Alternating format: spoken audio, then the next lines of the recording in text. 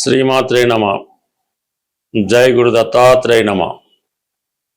వృషభ రాశి వారికి ప్రస్తుతం 11వ స్థానంలో రేవతి నక్షత్రంపై సంచరిస్తున్న శని భగవానుడు మన వృషభ రాశి వారికి ఎటువంటి లాభ ఫలితాలను ఇవ్వబోతున్నాడు అన్నది ఈ వీడియోలో పరిశీలిద్దాం. ఇంచుమించుగా ఏదైనా శని భగవాన్ లాంటి గ్రహం ఒక భావంలోకి ప్రవేశించినప్పుడు మరి మన వృషభ రాశి వారికి 11వ స్థానంలో సంచరిస్తున్నటువంటి శని భగవానుడు సుమారుగా 2.5 సంవత్సరాల పాటు ఉండడం జరుగుతుంది. కానీ 2.5 సంవత్సరాలు ఒకే ఫలితాన్ని ఇస్తాడా అన్నది మనం ఆలోచించినప్పుడు ఖచ్చితంగా ఒకే ఫలితం అయితే రాదు. అందుకని మరి శని భగవానుడు మీనరాశిలో ఏ నక్షత్రం మీద సంచరిస్తున్నాడో పూర్వభాద్ర ప్రవేశించినప్పుడు గురువు యొక్క ఫలితాలు ఇవ్వడం జరుగుతూ ఉంటుంది. ఉత్తరాభాద్రలో ప్రవేశించినప్పుడు శని యొక్క ఫలితాలు ఇవ్వడం జరుగుతుంటుంది. ఇప్పుడు రేవతిలో ప్రవేశించాడు కాబట్టి బుధుడు యొక్క ఫలితాలు ఇవ్వడం జరుగుతుంది. సో బుధుడు మనకి వ్యాపార కారకుడు, సంతానానికి కారకుడు, విజ్ఞానానికి కారకుడు. జీవితంలో సరదాగా గడపాలన్నా, ఎటువంటి ఇబ్బందులు లేకుండా, ఎవరితో మోసపోకుండా ఉండాలంటే బుధుడు యొక్క అనుకూలత తప్పనిసరి. అటువంటి బుధ నక్షత్రం మీదకి శని భగవానుడు రావడం ఇది వృషభ రాశి వారికి అత్యంత శుభ పరిణామం. శని వీళ్ళకి యోగకారకుడు, అలాగే భాగ్య రాజ్యాధిపతి. మరి వీళ్ళకి బుధుడు కూడా పంచమాధిపతిగా లాభస్థానంలో సంచరించడం అన్నది చాలా వరకు ఈ రాశి వారికి గతంలో కన్నా అత్యంత శుభ ఫలితాలు ఇవ్వడం జరుగుతూ ఉంది. అంటే ప్రధానంగా మీరు ఏదైనా కొత్తగా వ్యాపారం ప్రారంభించాలి, ఈ సమయంలో మీకు దానికి కావాల్సినటువంటి ఆర్థిక సహకారం, వ్యాపారపరమైనటువంటి అన్ని రకాల అనుమతులు ఈ సమయంలో మీకు రావడం జరుగుతూ ఉంటుంది. అలాగే మీరు మీ యొక్క వ్యాపారంలో మీ సంతానాన్ని కలుపుకోవాలన్నా, మీ కుటుంబ సభ్యులను చేర్చాలన్నా కూడా ఇది చాలా అనుకూలించే సమయం అన్నమాట. అలాగే కుటుంబ సభ్యుల సహకారం పెరుగుతుంది, ఆర్థిక పరంగా మీ యొక్క ఆదాయం పెరుగుతుంది. అలాగే పిల్లల విషయంలో వాళ్ళకి మీరు ఉపాధి కల్పించవచ్చు, లేదంటే వ్యక్తిగతంగా వాళ్ళు స్వతంత్రంగానే వాళ్ళు ఏ ప్రాంతం ఏ దేశంలో ఉన్నా వాళ్ళకి ఉద్యోగ అవకాశాలు అన్నవి 100% రావడం జరుగుతూ ఉంటుంది. బట్ ఏదైనా మరి ఈ రాశి వారికి మొత్తం మీద రేపు 2వ తారీఖు జూన్ నెల 2027వ సంవత్సరం దాకా కూడా ఈ రాశి వారికి శని అత్యంత శుభుడై ఈ 2 జూన్ 2027 తర్వాత 12వ స్థానం అయినటువంటి మేషరాశిలో ప్రవేశించడం జరుగుతుంది. అప్పటి నుంచి ఈ వృషభ రాశి వారికి ఏలినాటి శని అన్నది ప్రారంభం అవుతూ ఉంటుంది. అక్కడ నుంచి అది వేరుగా ఉంటుంది. అయితే పర్టికులర్గా వీళ్ళకి ఏంటంటే శని వీళ్ళకి యోగకారకుడు అయినప్పుడు కూడా ఈ ఏలినాటి శని ప్రభావం జరిగినప్పుడు అందరికీ ఒకే న్యాయం అన్నట్టుగా చూడటం జరుగుతుంది. అయితే మరి ఈ ఏలినాటి శని ప్రారంభమవుతూ వీళ్ళకి శని భగవానుడు నీచ స్థానంలోకి బయలుదేరడం వల్ల, ప్రవేశించడం వల్ల వీరికి మరికొంత ఎక్కువ ఇబ్బందులు లాంటివి ఉండే అవకాశం ఉంది. అది ఆ తర్వాత వీడియోలో అది తెలుసుకోవచ్చు. ప్రస్తుతం ఈ జూన్ నెల 2వ తారీఖు 2027 వరకు కూడా వీళ్ళకి ఎటువంటి కార్యక్రమం చేపట్టినా అటు ఉద్యోగపరంగా కానీ వ్యాపార పరంగా కానీ మీకు చాలా అనుకూలంగా ఉంటుంది. బట్ ఇదే శని భగవానుడు ఈ నక్షత్రం మీద సంచరిస్తూనే రేపు రాబోయే జూలై నెల అంటే 2026 జూలై 27 నుంచి డిసెంబర్ 11 మధ్యలో శని భగవానుడు వక్రగమనంలోకి పొందబోతున్నాడు.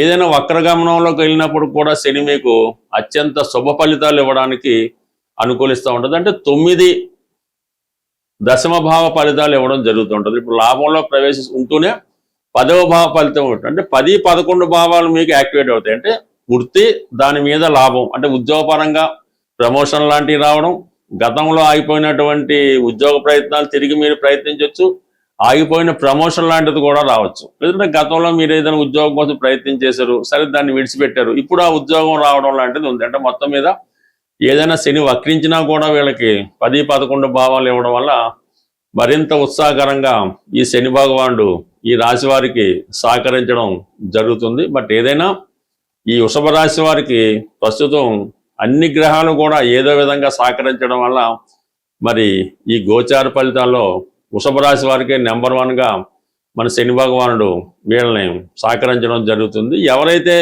ముఖ్యంగా ఉద్యోగం కొరకు ఎదురు చూస్తున్నారో, ఎంత ప్రయత్నం చేసినా రాలేదో వాళ్ళకి మాత్రం కంపల్సరీగా కొద్దిగా ఆలస్యమైనా రేపు అంటే 2026 జూలై 27 తర్వాత 100% మీరు కోరుకున్న ఉద్యోగం మీకు లభించే అవకాశం ఉంటుంది.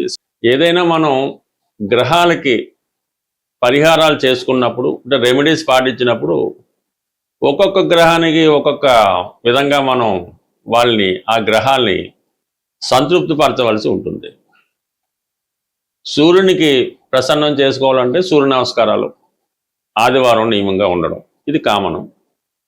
మరి శని భగవానుడికి ప్రసన్నం చేసుకోవాలంటే కంప్లీట్గా మీకు మీరే చేసుకోవాల్సి ఉంటుంది.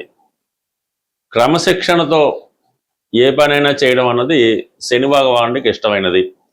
అందువలన ఎవరైతే ప్రస్తుతం నిరుద్యోగ సమస్యతో కానీ, తీవ్రమైన ఆర్థిక ఇబ్బందులు, కుటుంబంలో గౌరవం లేకపోవడం, ఎక్కడికి వెళ్ళినా కూడా మిమ్మల్ని మీరు ఓడిపోవడం, అందరూ మిమ్మల్ని సరైనటువంటి గౌరవం ఇవ్వకపోవడం, ఇవన్నీ కూడా శని యొక్క ఇబ్బందులు పెడుతున్నాడని గుర్తుమాట. దానికి మీరు కూడా సరైనటువంటి వస్త్రధారణ లేకపోవడం, శుభ్రంగా శరీరాన్ని పరిశుభ్రంగా ఉంచకపోవడం, ఏదో రకరకాలుగా చిన్న చిన్న మైనస్ హ్యాబిట్స్ కనబడుతూ ఉంటాయి. సో అటువంటి వాళ్ళు జీవితంలో మారాలంటే మీ తరపునే మీ అమ్మగారు కానీ నాన్నగారు కానీ ఎవరు పరిహారం చేసినా దానివల్ల ఏమీ ఫలితం ఉండదు. మీకు మీరే పరిహారం చేసుకోవాలంటే ముందుగా మీరు వ్యక్తిగతంగా మారాలి అని సంకల్పం రావాలి. ఎట్టి పరిస్థితుల్లో కూడా సూర్యోదయానికి ముందే లెగవలసి ఉంటుంది.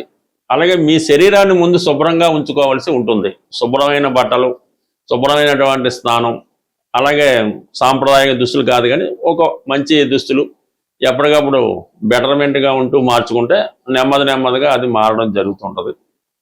సో దాని తర్వాత ఇంకో ప్రధానంగా రెమెడీ ఏంటంటే ఇంక ఏ ఇబ్బందులు మనం మారట్లేదు అనుకున్నప్పుడు మీరు పర్టికులర్గా ఒక నలుపు రంగు క్లాత్, ఒక జేబు రుమాల కన్నా చిన్న సైజు సరిపోతుంది. అందులో ఒక పిడికెడు నల్ల నువ్వులు వేసి ఒక 5 రూపాయల కాయిన్ కానీ 10 రూపాయల కాయిన్ కానీ కాయిన్ మాత్రం వేసి దాన్ని చక్కగా మూటలా కట్టి దాన్ని మళ్ళీ ఒక పేపర్లో కట్టి మీరు పడుకునేటప్పుడు అంటే మీరు ఎట్టి పరిస్థితుల్లో కూడా కింద పడుకోవాలి. ఒక సాపో దుప్పటో బొంత వేసుకొని మీరు కిందే పడుకొని మీ తలగడ కింద ఈ నువ్వులతో కట్టినటువంటి నలుపు రంగు మూట తల కింద పెట్టుకొని అది ఎప్పుడు రాత్రి కూడా బేనే పడుకోవాల్సి ఉంటుంది. ఎర్లీ మార్నింగ్ సూర్యోదయానికి ముందే నిద్ర లేవండి. నిద్ర లేచిన వెంటనే మీరు తల కింద పెట్టుకున్నటువంటి ప్యాకెట్ చక్కగా బయటకు వచ్చి 4 రోడ్లు కలిసే చోట అది పడవేసి తిరిగి మళ్ళీ మీరు ఇంటికి వచ్చి మీరు మామూలుగా మీ స్నానం కాలకృత్యాలు తీర్చుకొని యథావిధిగా రోజు గడపండి. ఈ విధంగా వరుసగా 8 రోజులు చేయడం వల్ల కంప్లీట్గా మీలో ఉన్నటువంటి నిరాశ, నిస్పృహ, బద్ధకం అన్నీ పోయి చక్కగా మీ కొత్త జీవితానికి ప్రారంభం అవుతుంటుంది. అయితే శని భగవానుడికి రెమెడీతో పాటు సూర్య భగవాన్ని కూడా మీరు అంటే కంప్లీట్గా సూర్య నమస్కారం చేసుకోవడం, ఆదివారం నియమంగా ఉండడం, మీ ఇంట్లో ఎవరు పెద్దవారు అంటే యజమాని ఎవరున్నారో మీ ఇంట్లో వారు చెప్పిన విధంగా మీరు నడుచుకోవాల్సి ఉంటుంది. మీరు ఏ పని చేసినా కూడా వాళ్ళకి చెప్పి చేయవలసి ఉంటుంది.